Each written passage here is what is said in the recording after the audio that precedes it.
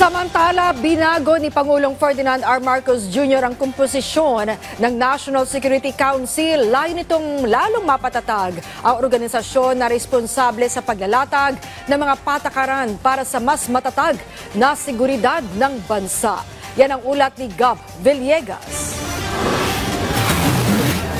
Inilabas ng Palasyo ng Malacanang ang isang executive order na magre-reorganize sa National Security Council. Sa ilalim ng Executive Order No. 81 na pinirmahan ni Executive Secretary Lucas Bersamin noong December 30, magsisilbing chairperson ng konseho si Pangulong Ferdinand R. Marcos Jr. Kasama rin sa konseho ang Senate President, House Speaker at Senate President Pro Tempore. Kabilang rin sa mga miyembro ang tatlong Deputy Speaker na itatalaga ni House Speaker Martin Romualdez, Majority at Minority Floor Leader ng Kamara at Senado. Chairperson ng ilang mahalagang komite ng Senado at Kamara, Executive Secretary, National Security Advisor, mga kalihim ng Foreign Affairs Department, Justice Department, National Defense, Interior and Local Government at Labor and Employment. Kasama rin ang Chief Presidential Legal Counsel, kalihim ng Presidential Communications Office, Head ng Presidential Legislative Liaison Office at ilan pang mga opisyal ng gobyerno at mga pribadong individual na maaaring italaga ng Pangulo. Ang Director General ng National Intelligence Coordinating Agency, Chief of Staff ng Armed Forces of the Philippines at Director ng National Bureau of Investigation ay dapat dumalo sa mga pagpupulong ng NSC kung saan kakailanganin na makapagbigay ng payo at tumulong sa deliberasyon. Imbitado ring lumahok sa pagpupulong ng NSC ang Governor ng Bangko Sentral ng Pilipinas. Magkakaroon rin ng pagbabago sa komposisyon ng NSC Executive Committee kung saan ito ay binubuo ng Pangulo bilang Chairperson, Executive Secretary, Senate President o kanyang kinatawan, House Speaker o kanyang kinatawan, National Security Advisor, mga kalihim ng Foreign Affairs Department, Justice Department, National Defense, Interior and Local Government at iba pang miyembro at advisor na itatalaga ng Pangulo. Sa isang pahayag, sinabi ni Executive Secretary Lucas Bersamin na sa ngayon ay hindi maituturing na may kaugnayan sa mga responsibilidad ng pagiging kasapi ng NSC ang pangalawang Pangulo. Gayunman, may kapangyarihan pa rin ng Pangulo na magdagdag ng mga kasapi o mga advisor ng NSC sa ilalim ng nasabing executive order. Ayon naman kay National Security Advisor Eduardo Año, ilang mga nagdaang Pangulo na rin ang nag-utos na baguhin ang komposisyon ng NSC para tugunan ang mga pangangailangan ng Pangulo at ng nagbabagong panahon. Layunin ng reorganization ang pausahin ang pagbabalangkas ng mga patakarang may kaugnayan sa pambansang seguridad upang ang mga aksyon at desisyon ng Pangulo tungkol dito ay nakasalalay sa tamang payo at tumpak na impormasyon at nakabatay din ito sa pangangailangan para sa napapanahon at magkakaugnay na aksyon upang matugunan ang kasalukuyan at umuusbong na mga banta sa pambansang seguridad. Gab